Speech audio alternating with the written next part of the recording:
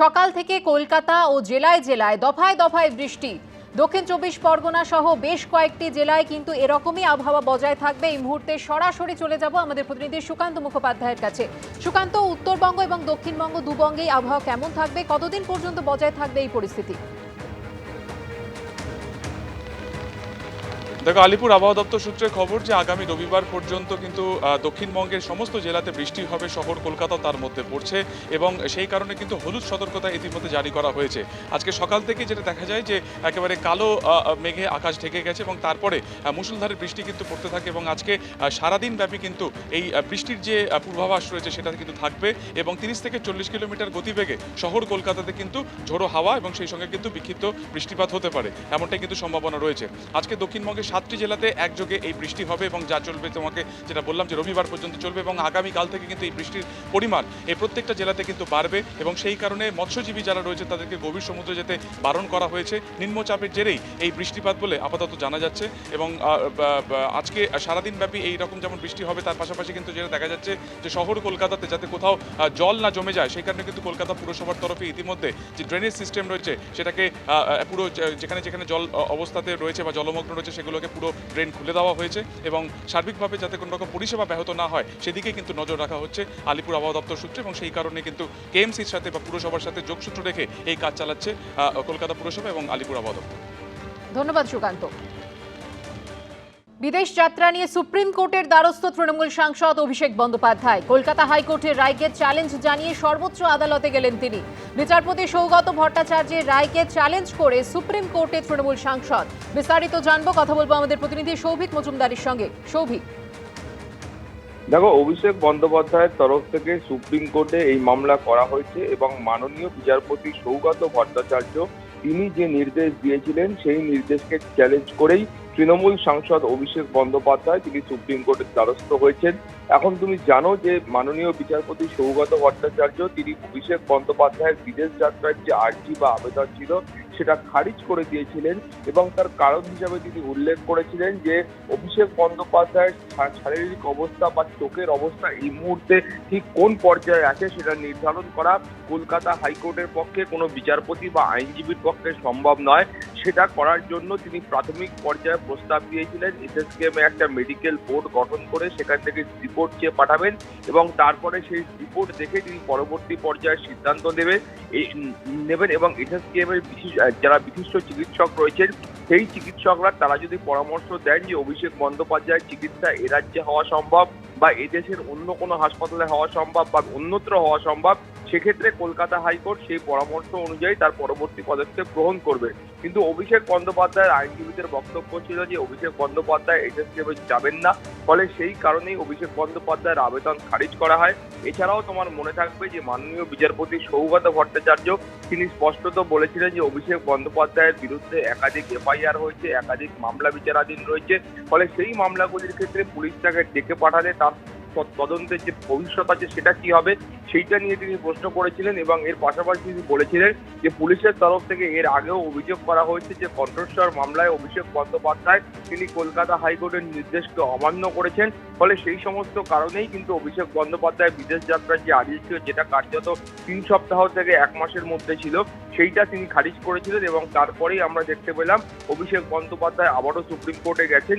এর আগেও অভিষেক বন্দ্যোপাধ্যায় সুপ্রিম কোর্টে গিয়েছিলেন এই একই মামলা নিয়ে এবং সেই সময় সুপ্রিম কোর্টের মাননীয় বিচারপতিরা বলেছিলেন যে কলকাতা হাইকোর্টের তরফ থেকে এই মামলাকে 1 সপ্তাহের মধ্যে নিষ্পত্তি করতে হবে সেই ধরনের একটা পরামর্শ বা অনুরোধ সুপ্রিম কোর্টের তরফ থেকে করা হয়েছিল এবং 1 দিনের মধ্যে সেই মামলা নিষ্পত্তি করা হয়।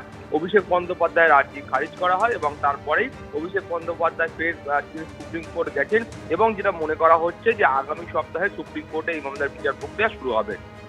ধন্যবাদ সৌভিক।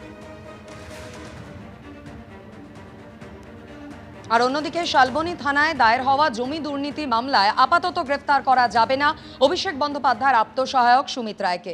তবে রক্ষা কবচ পেলেও কড়া পর্যবেক্ষণ করেছে প্রধান বিচারপতির বেঞ্চ। পাশাপাশি তদন্তে সহযোগিতার নির্দেশ দেওয়া হয়েছে সুমিত রায়কে। অভিযোগগুলি অত্যন্ত গুরুতর। আমরা দেখতে চাই এটা শুধুমাত্র হিমশৈলের চূড়া কিনা। অভিষেক বন্দ্যোপাধ্যায়ের আপ্তসহায়ক সুমিত রায়কে আপাতত রক্ষা কবচ দিলেও এমনই কড়া পর্যবেক্ষণ করল সুপ্রিম কোর্ট। সেবাশ্রয় প্রকল্পে দুর্নীতি, তোলাবাজি, রিসর্ট দখল করে রাখা, মাটি চুরি থেকে শুরু করে আমফানে ত্রাণ দুর্নীতি। অভিষেক বন্দ্যোপাধ্যায়ের আত্মসহায়ক সুমিত রায়ের বিরুদ্ধে ভুরি ভুরি অভিযোগ। পুলিশ লাগাতার তল্লাশি চালালেও কার্যত উধাও হয়ে গিয়েছেন অভিষেক বন্দ্যোপাধ্যায়ের পিএ। তার বিরুদ্ধে শালবনী থানায় দায়ের হওয়া জমি দুর্নীতির মামলা তদন্ত করছে সিআইডি। শালবনীর এই মামলায় হাইকোর্ট থেকে রক্ষা কবচ পাননি সুমিত। মঙ্গলবার গ্রেপ্তারি পরোয়ানা নিয়ে তার নিউ আলিপুরের বাড়িতে তল্লাশি চালায় সিআইডির গোয়েন্দারা। গ্রেপ্তারির আশঙ্কায় আড়ালে থেকেই সুপ্রিম কোর্টের দ্বারস্থ হন সুমিত রায়। বৃহস্পতিবার সেই মামলার শুনানি ছিল প্রধান বিচারপতি সূর্যকান্ত, বিচারপতি জয়মাল্য বাগচি এবং বিচারপতি ভি মোহনার বেঞ্চে। সুমিত রায়ের আইনজীবী সওয়াল করেন, 2021 সালের মে মাসের ঘটনায় এফআইআর দায়ের করা হয়েছে 2026-এর জুনে। ঘুষের বিনিময় চাকরি থেকে শুরু করে জমি দুর্নীতি সব মামলাই করা হয়েছে ভোটের ফল প্রকাশের পর। যে কোনো শর্তে জামিন দেবার আবেদন করেন সুমিত রায়ের আইনজীবী। তিনি বলেন, তার মক্কেল একজন সামান্য আত্মসহায়ক, তার আগাম জামিনের আবেদন মঞ্জুর করা হোক। আগাম জামিনের বিরোধিতা করে সলিসিটর জেনারেল বলেন, একবার সুমিত রায়কে গ্রেপ্তার করতে গেলে তৎকালীন মুখ্যমন্ত্রী হস্তক্ষেপ করেছিলেন।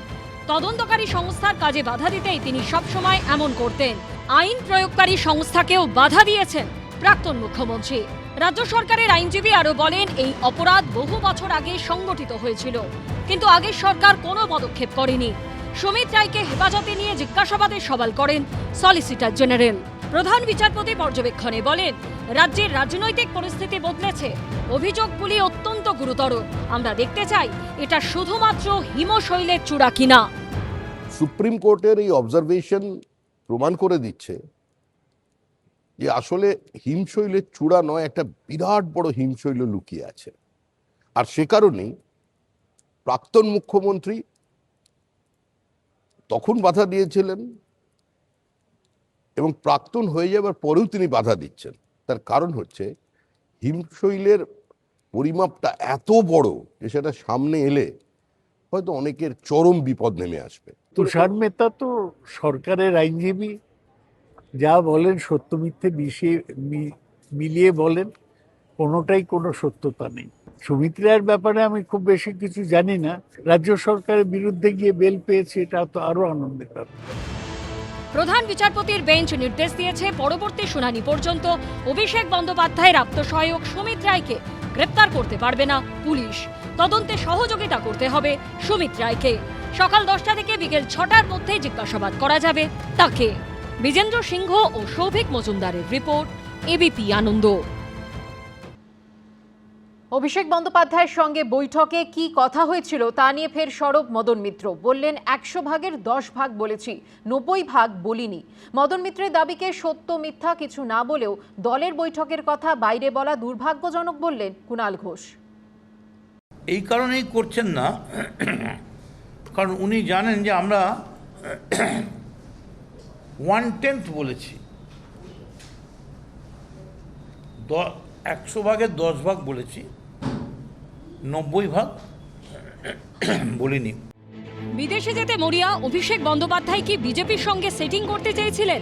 মদন মিত্র কুণাল ঘোষকে মধ্যস্থতা করতে বলেছিলেন। এই নিয়েই এখন জোর জল্পনা, কারণ বোমা ফাটিয়েছেন মদন মিত্র। চাঞ্চল্যকর দাবি করেছেন তিনি। মদন মিত্র মিথ্যা কথা বলছেন এমন কোনো কথা বলেননি কুণাল ঘোষও। ফলে জল্পনা গুঞ্জন আরো জোরালো হয়েছে। তোকে আমরা পুরো বুঝিয়ে বললাম যে তুই ছাড়লে তোর ওপর থেকে রাগটা বেরিয়ে যাবে।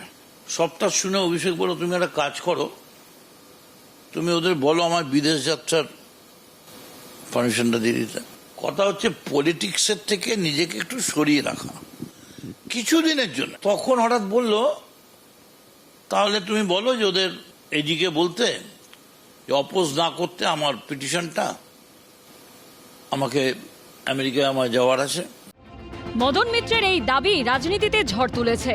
এই আবহেই ফের মুখ খুললেন তিনি, কার্যত হুঁশিয়ারি দিলেন। আমি সেই কথাটাই মেনে বলছি যে সবটা কিছুই বলিনি, আরো অনেক কথাই আছে, কিন্তু সব কথা বলার দিন আসলে বলবো, একদিনে তো সবটা বলা যায় না।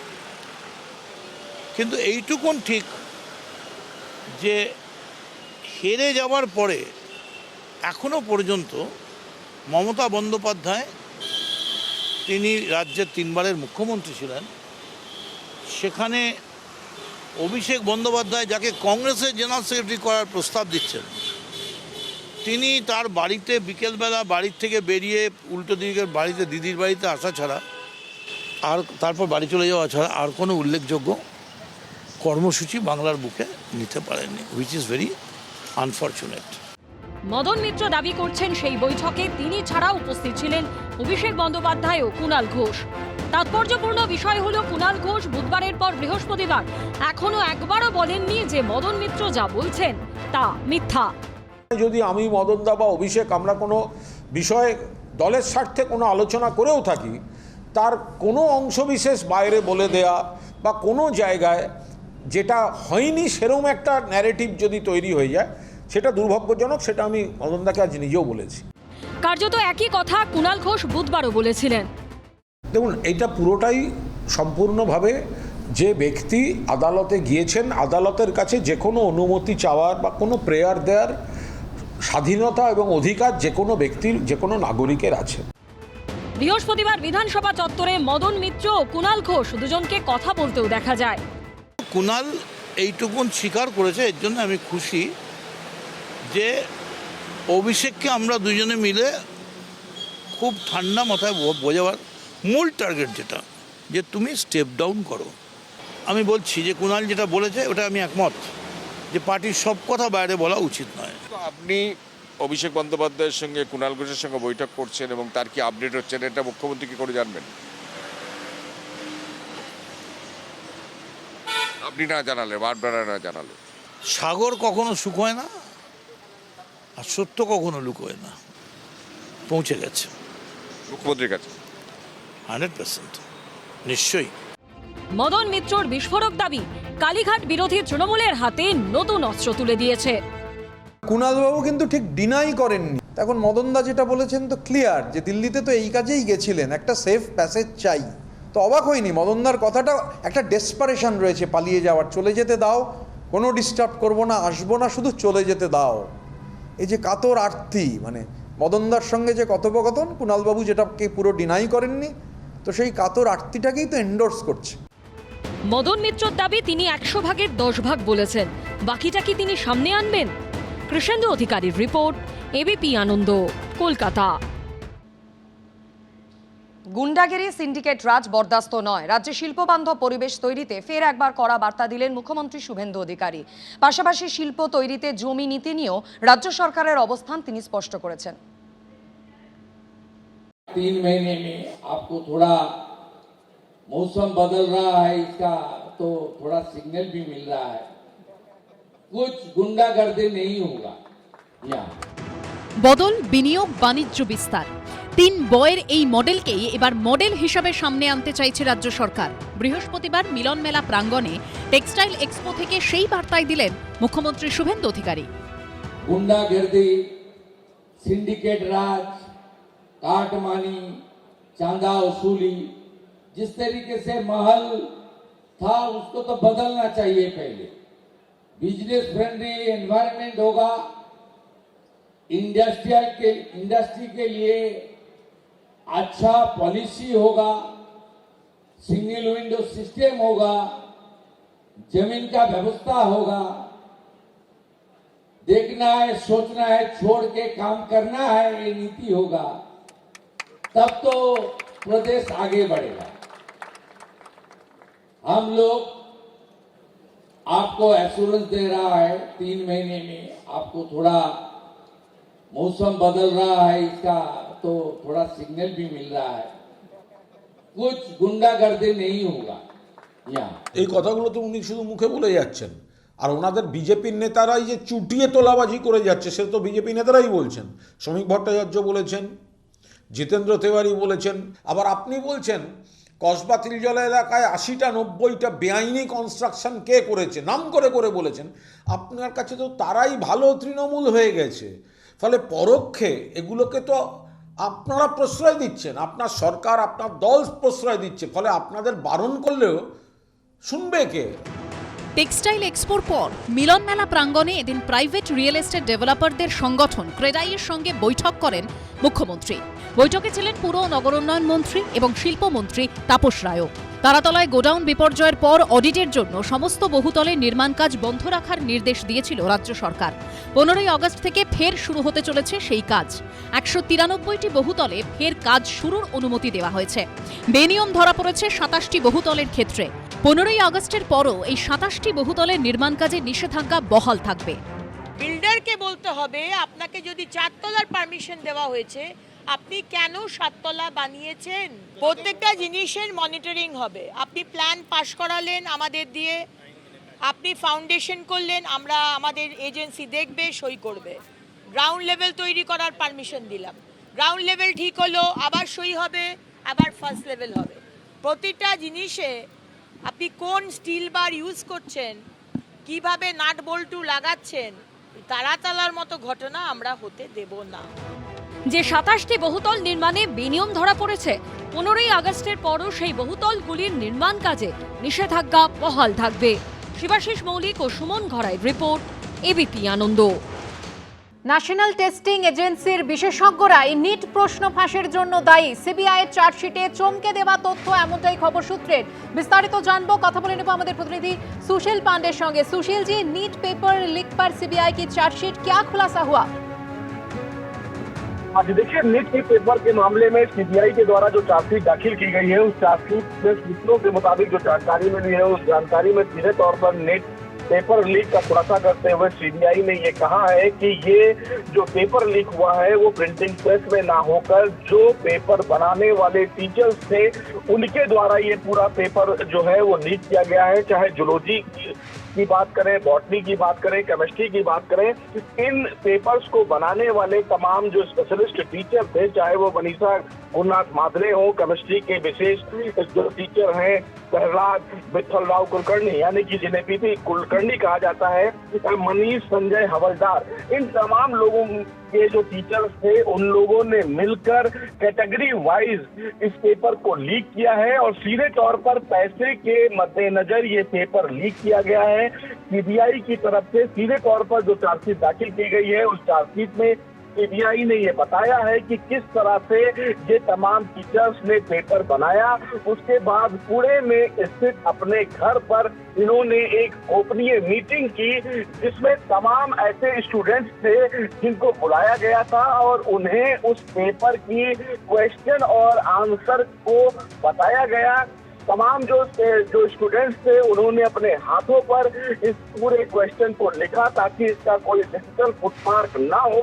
उसी के बाद इस पूरे पेपर को पीडीएफ फॉर्मेट में टेलीग्राम पर भेजा गया, जिसके बाद पैसे की लेन देन होते हुए ये पूरा मामला राजस्थान और गुरुग्राम हरियाणा तक पहुंचा है। यानी कि सीबीआई ने परत दर परत इस पूरे मामले में जांच करते हुए बताया है कि उनके पास कुछ ऐसे इलेक्ट्रॉनिक एविडेंस मिले हैं जिनमें पैसों के लेन देन की जानकारी है और जो पेपर लीक हुआ है उस पेपर के बारे में भी जब उन्हें दस्तावेज मिले तो वही पेपर की जानकारी उन्हें मिली है। यानी कि सीबीआई की तरफ से ये बताया गया है कि पूरा का पूरा पेपर बनाने वाले टीचरों के द्वारा लीक किया गया है, ना कि प्रिंटिंग प्रेस से पेपर लीक हुआ है। ये फिलहाल सीबीआई की तरफ से आरोप लगाया गया है। बहरहाल सभी जो आरोपी हैं वो अभी सीबीआई की कस्टडी में है, जेसी में है, लेकिन कहीं ना कहीं सीबीआई की चार्जशीट में एक बड़ा खुलासा नीट पेपर लीक के मामले में जरूर हुआ है। शुक्रिया सुशील जी। एबीपी आनंद एगिए थाके एगिए राखे।